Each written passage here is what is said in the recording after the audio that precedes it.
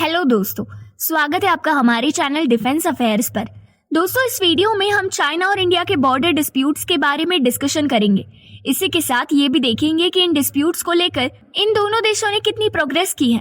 हाल ही में इंडिया के defence minister Rajnath Singh अपने Chinese counter part general Li Shangfu से मिले और ये मीटिंग ऑर्गेनाइजेशन की मीटिंग से पहले की जाने वाली एक फॉर्मल मीटिंग है।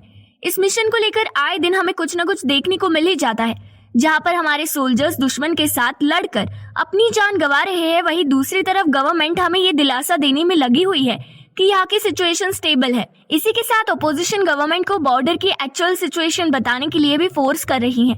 इन बॉर्डर इश्यूज की शुरुआत 1962 से हुई थी, पर अब हमें यहाँ पर आए दिन कॉन्फ्लिक्ट होते नजर आ रहे हैं। अप्रैल 2020 के बाद इंडिया और चाइना के बायलैटरल रिलेशंस में काफी फ्रिक्शंस भी दिख रहे हैं। इसी को लेकर हमारे डिफेंस मिनिस्टर राजनाथ सिंह ने ये बताया है कि अभी चल रहे बॉर्डर एग्रीमेंट में वायलेशन होने की वजह से दोनों ही देशों के बीच में बायलैटरल रिलेशंस काफी ज्यादा खराब हो चुके हैं। इसी के साथ चाइना ने ये कहा है कि दोनों ही देशों को अपनी बॉर्डर सिचुएशन को एक जगह पर रखकर बायलैटरल रिलेशंस को एक सही जगह देनी होगी।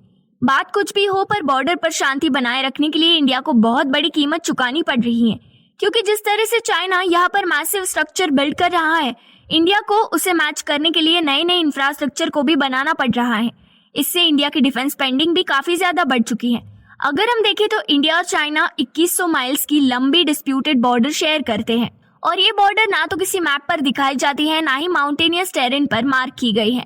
यहाँ पर एक म्यूचुअल अग्रीमेंट के तहत 1988 में प्राइम मिनिस्टर राजीव गांधी ने एक प्रोटोकॉल बनाया था। वहीं इसके बाद 1993 में एक अग्रीमेंट भी बनाया गया, जिसमें 4 पैक्ट साइन किए गए और इनमें सबसे पहले ये था कि दोनों ही देश इस एरिया पर पीस मेंटेन करेंगे। पर अब ये केवल पन्नों में लिखी गई एक हिस्ट्री बन गई है, क्योंकि 2020 के बाद यहाँ पर इतनी ज्यादा क्लैशेस हुए कि इन अग्रीमेंट्स का अब कोई मतलब नहीं बनता।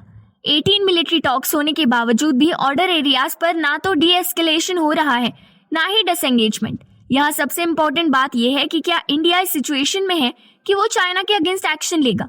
इसकी शुरुआत तो 2020 के बाद हो चुकी है, जिसमें इंडिया में कई चाइनीज इन्वेस्टमेंट पर बैन लगा दिया था। पर यह इंडिया के लिए कितना फायदेमंद है और इन बैन्स का क्या असर हुआ है, ये अभी तक सामने नहीं आया है। इसे लेकर आप क्या राय रखते हैं, जरूर बताइए। वीडियो को लाइक करें और चैनल को सब्सक्राइब करें।